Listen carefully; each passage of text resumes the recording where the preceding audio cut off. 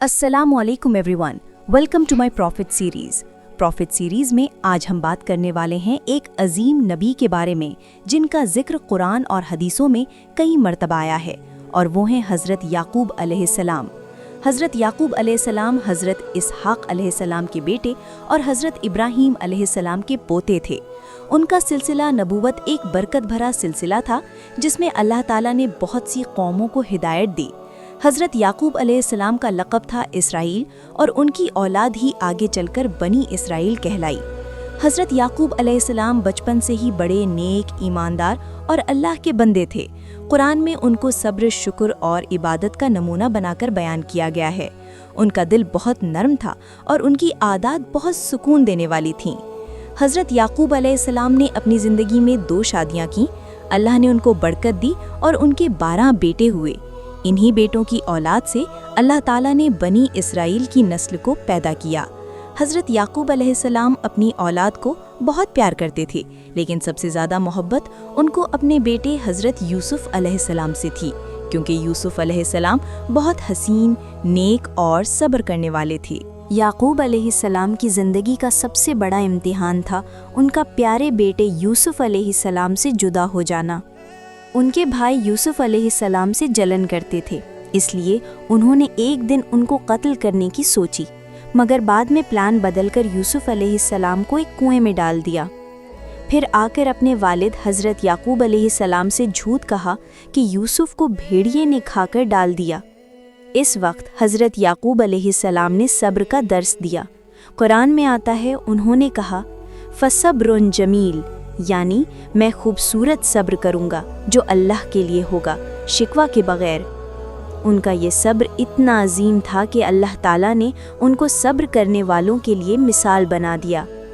हज़रत याकूब अलैहिस्सलाम यूसुफ अलैहिस्सलाम की जुदाई में इतना रोए, इतना गम किया कि उनकी आँखों की रोशनी चली गई।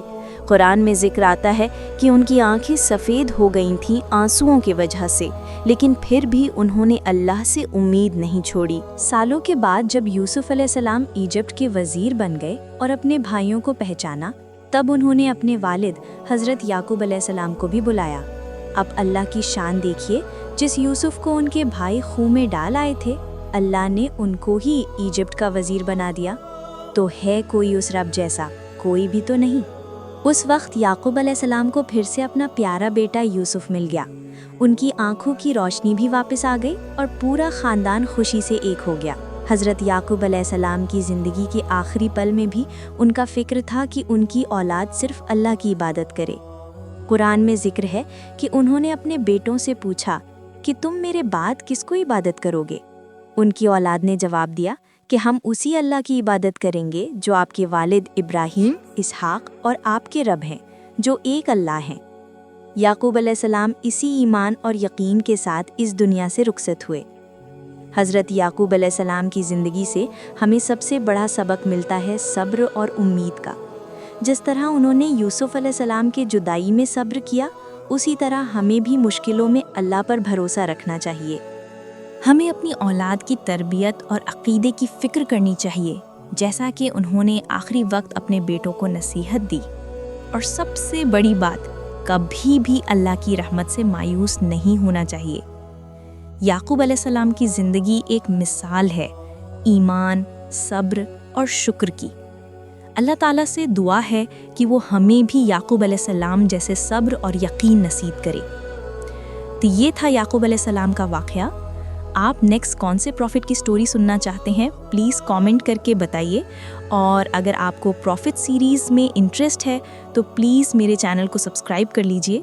This is me Adiba Kashish signing off.